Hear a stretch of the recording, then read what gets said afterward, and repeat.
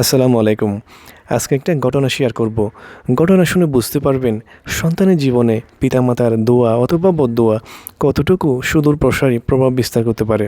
বনী ইসরায়েলে জুরাইস নামে একজন অনেক বড় মাপের আল্লাহর অলি ছিলেন।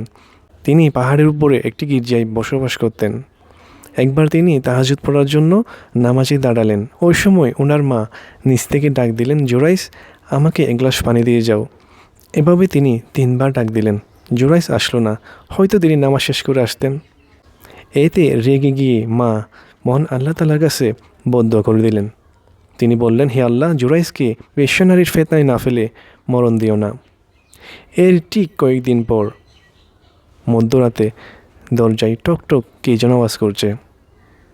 জুরাইস গিয়ে দেখল দরজা খুলে অপূর্ব সুন্দরী একজন নারী বাইরে দাঁড়িয়ে আছে। জুরাইসকে বলল, এসো, আমরা অপকর্মে লিপ্ত হই। এখানে কেউ নেই, তুমি আর আমি ছাড়া। তখন জুরাইস বলল, মহান আল্লাহ তাআলা আমাদেরকে দেখতেছেন, আল্লাহ আছেন, আল্লাহকে ভয় করো। এই বলে ওই নারীকে ধমক দিয়ে দরজা বন্ধ করে ভিতরে চলে গেলেন। নারী জুরাইসের সাথে সুবিধা করতে না পেরে ওই বেশ্যা নারী নিচে এসে রাকালকে অপকর্মে লিপ্ত হওয়ার জন্য অফার করলো। আর রাকাল সেই অফারটা লুফে নিয়ে সারা রাত ওই বেশ্যানারীর সাথে বেবিচারে লিপ্ত ছিল। এর কিছুদিন পর ওই বেশ্যানারীর পেটে আল্লাহ তাআলা বাচ্চা দিয়ে দেন। 3 থেকে 4 মাস যেতে না যেতে সেটা সবার সামনে প্রকাশ হয়ে পড়ে। সবাই বলতে শুরু করলো, এই বেশ্যানারী, তোমার পেটে বাচ্চা আসলো কোত্থেকে? তুমি তো বিয়ে করোনি, তোমার তো স্বামী নেই। তখন ওই নারী সবাইকে বলল, এই সন্তানের পিতা জুরাইস। এটা শুনে সবাই রেগে মেগে আগুন। সবাই বলা বলি করতে শুরু করলো, যাকে আমরা এতদিন মহান আল্লাহ তাআলার প্রিয় বান্দা মনে করতাম, আল্লাহর অলি মনে করতাম, সে তো আসলে একজন ভণ্ড।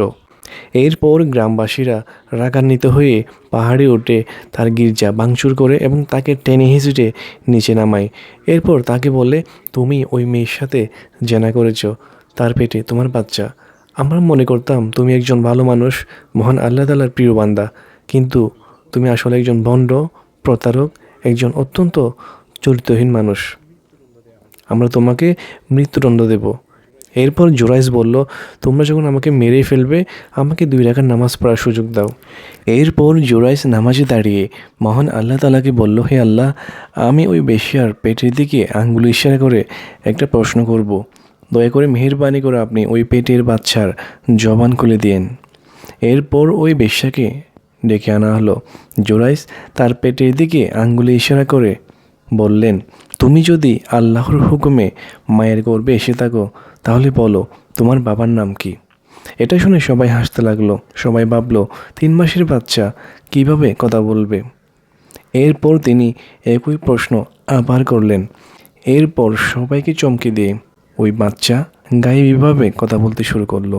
সে বলল, আপনি আমার বাবা নন, আমার বাবা ওই রাকাল যে কোনায় দাঁড়িয়ে আছে। এই দৃশ্য দেখে পুরো গ্রামবাসী হতবাক হয়ে যায়। তারা ভাবলো তারা ভুল করেছে, জুরাইস আসলে একজন আল্লাহ তাআলার ওলি। তখন সবাই বিনয়ের সাথে তার কাছে ক্ষমা চাইলো এবং বলল, আমরা ভুল করেছি, আমাদের ক্ষমা করে দেন, আমরা আপনার গির্জাকে স্বর্ণ দিয়ে বানিয়ে দেব। তখন তিনি বললেন, স্বর্ণ দিয়ে বানিয়ে দিতে হবে না, মাটি দিয়ে বানিয়ে দিলেও চলবে।